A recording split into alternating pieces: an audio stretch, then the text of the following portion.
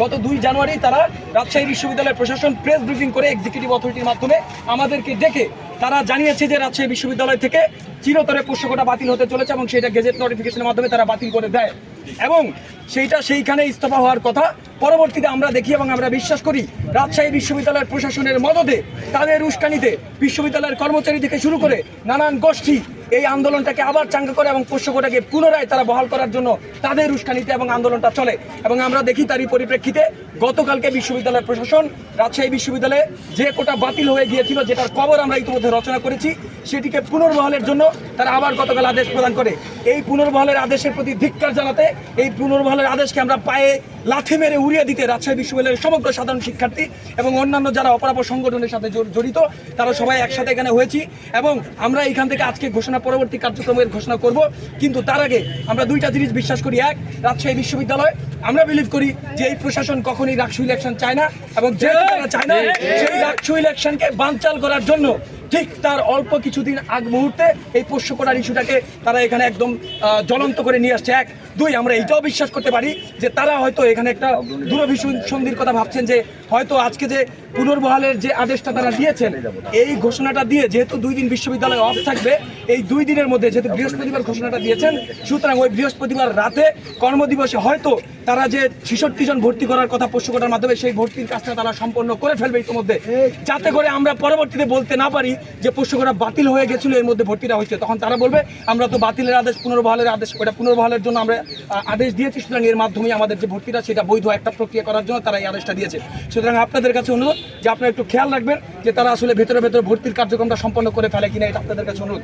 এবং এই নিয়ে কথা বলার জন্য চাই একজন প্রত্যন্ত অঞ্চলের শিক্ষার্থী, একজন রিক্সা চালক বাবার ছেলে, একজন দিনমজুর বাবার সন্তান যদি মেধা দিয়ে কমপ্লিট করে শিক্ষা বিশ্ববিদ্যালয়ে ভর্তি হতে পারে, তাহলে আপনারা কিভাবে পিছিয়ে পড়া জনগোষ্ঠী? জুলাই বিপ্লব সংগঠিত হয়েছিল, সেটা ছিল অযৌক্তিক অন্যায্য কোটার বিরুদ্ধে। কিন্তু আজকে আমরা সেই 24শে জুলাই বিপ্লবের 6 মাস পরে আমরা পোষ্যকোটা বাতিল করেছিলাম সর্বপ্রথম রাজশাহী বিশ্ববিদ্যালয় থেকে। আমাদের এই বসন্ত বিপ্লব জেগে উঠেছিল জাহাঙ্গীরনগর বিশ্ববিদ্যালয়ে, জেগে উঠেছিল সাস্টে। কিন্তু চাকসু নির্বাচনের ঠিক 5 দিন আগে শিক্ষক কর্মকর্তা কর্মচারীরা যেই গেমটা খেলেছিল, ঠিক সেই গেমটা রাকসু ঠিক 5 থেকে 6 দিন আগে রাজশাহী বিশ্ববিদ্যালয় প্রশাসন খেললো।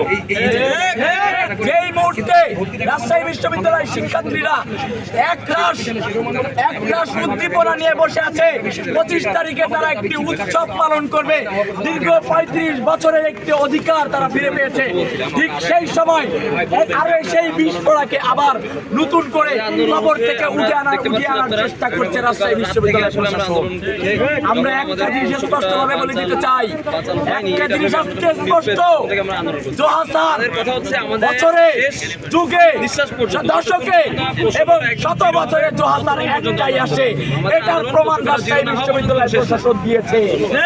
আমরা যাদেরকে জুলাই বিপ্লবের অগ্রনায়ক হিসেবে পরিচয় করিয়ে, আমরা যাদেরকে 2000-এর উত্তরসূরি মনে করে আজকে এই প্রশাসনে বসিয়েছিলাম, সেই জুলাইয়ের গাদ্দাররা গতকালকে এই পোষ্যকোটা আবার বহাল রাখার সিদ্ধান্ত নিয়েছে।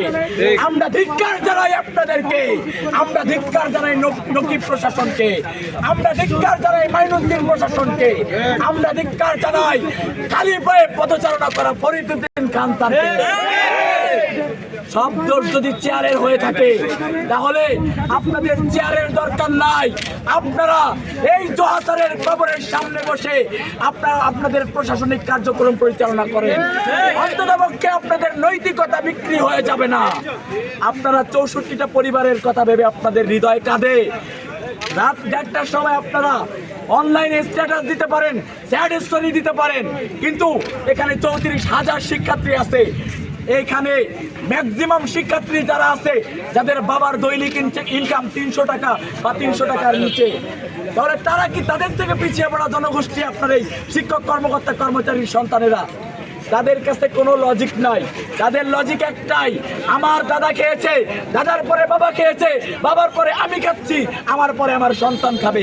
কেন খাবে সেটা আমার জানা নাই। আমরা এই পুষ্পকোটাটা বাতিল চাই, এর পুনর্বহাল আমরা কোনোভাবেই মেনে নিব না।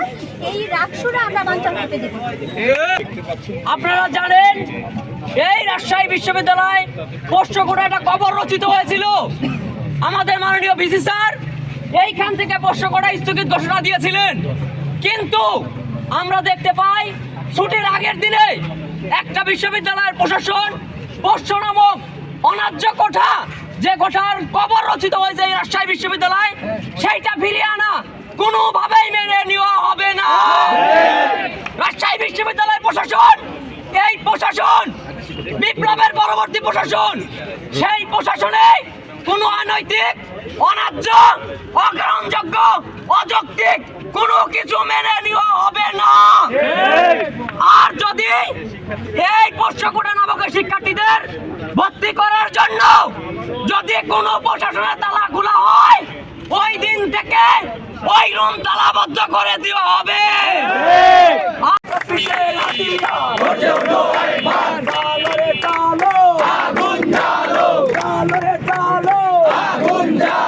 শিক্ষাকোটার গদিতে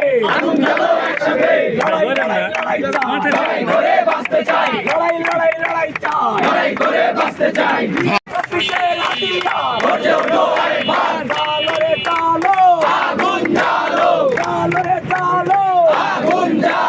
শিক্ষাকোটার গদিতে লড়াই লড়াই লড়াই চাই, লড়াই করে বাঁচতে চাই।